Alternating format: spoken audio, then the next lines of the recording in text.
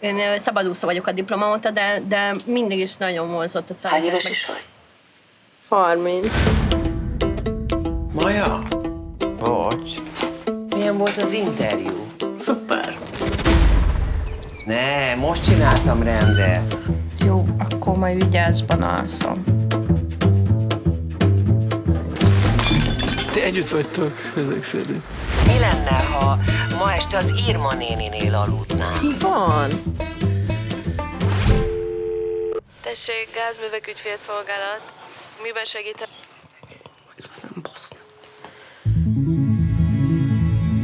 Öreg volt, van ilyen. Hívni fog a halott szállító cég. Vissza kell mennem.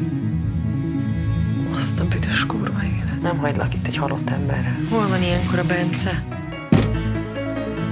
Sziasztok! Tegnap beszéltem meg a nénivel, hogy akkor jövök az új zárral. Mi van, egy kis dugi nyugdíjban reménykedsz?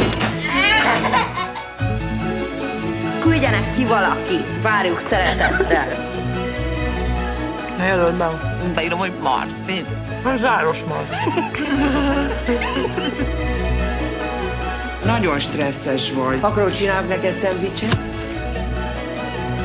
Ha mondta volna a telefonban, hogy kicsi gyereke van, akkor talán hamarabb kiérünk.